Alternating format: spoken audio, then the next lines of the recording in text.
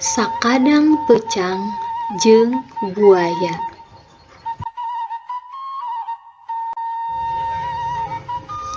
Pecang geus ngarasa capeun pisan lantaran dibeberi ku maung.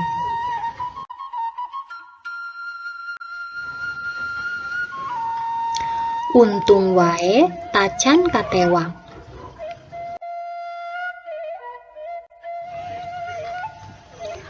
Tapi lila-lila mah manehna ngarasa ripuh. Eueuh deui panglupatan, sabab di hareupeunana aya walungan anu jero bari rubak pisan.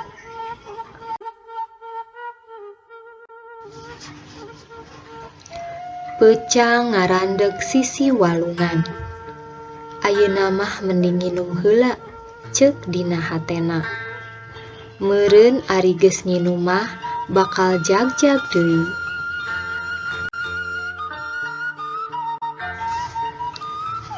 Tapi kakara oge rot nginum, suku hareup pecang digegel ku buaya.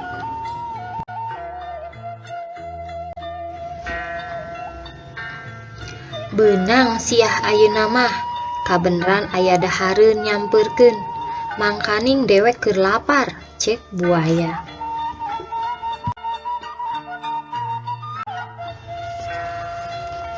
Pecang reuas jeung sieun, sabab manehna bakal didahar ku buaya. Ngan lain ge pecang ari teu pinter jeung loba akalna mah.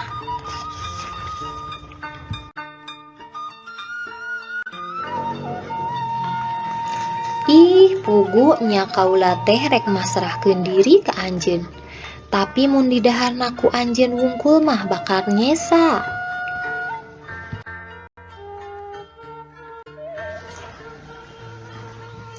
Ah, piraku teuing make nyesa. Paling oge dewek moal seubeuh, omong buaya.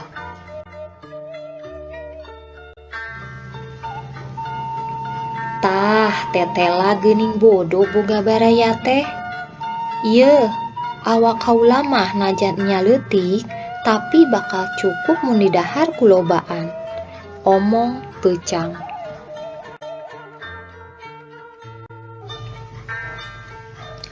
Ah, teu percaya. Omong buaya.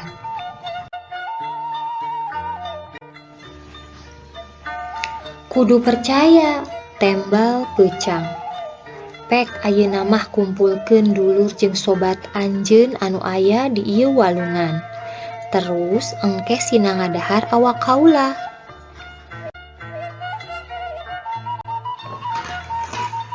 Buaya ngahuleng. Terus buaya ngageroan batur-baturna sina ngumpul.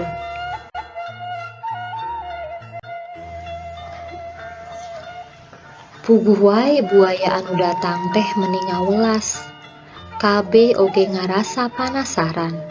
Naha nya sarerea bakal seubeuh mun ngarecah pecang anu ngan ukur sahiji?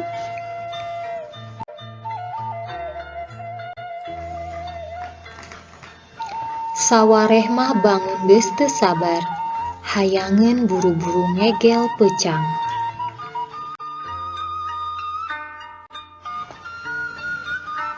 Lain kieu carana atuh, omong pecang. Pek ayeuna aranjeun ngajajar tepi ka peuntas, ngarah kaula babari ngitungna. Lain kunanaon, bisi kurang keneh.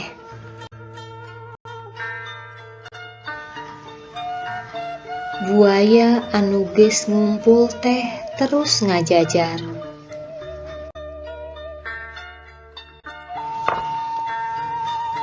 Geus kitu, pecang luluncatan dina tonggong buaya bari ngitung.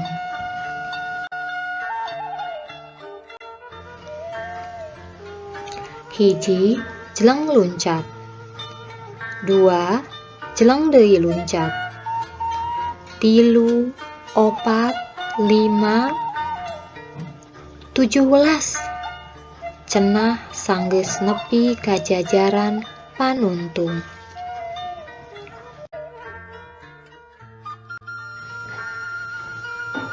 Geus kitu mah jeleng wae Peucang teh luncat ka darat, terus unggah kana gawir ngajauhan walungan.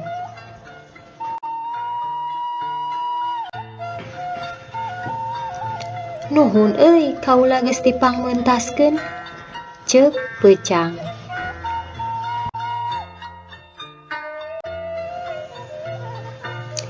Buaya anu araya di dinya kakara sadar yen tas ditipu ku Peucang. Ari rek terus diudag tangtu lain udageun. Da Peucang mah lumpatna tarik.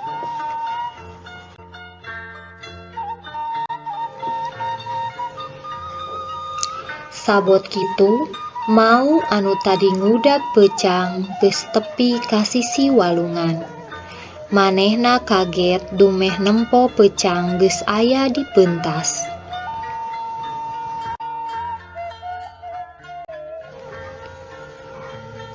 Puguh wae maung teh jadi ambek ka buhaya, sabab disangkana geus mentaskeun Peucang.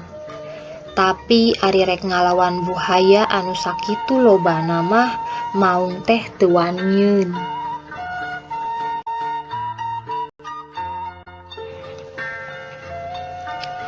Kop tah mere maung keur dahareun maraneh mah?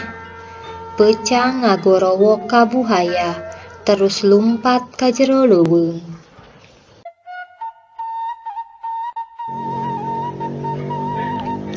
Jawab pananya di handap ieu. Naon judul dongeng di luhur? Saha anu ngudag-ngudag Peucang? Saha wae anu aya dina dongeng di luhur? Kumaha cara Peucang sangkan bisa meuntas walungan? Aya sabaraha iji buhaya anu aya di walungan?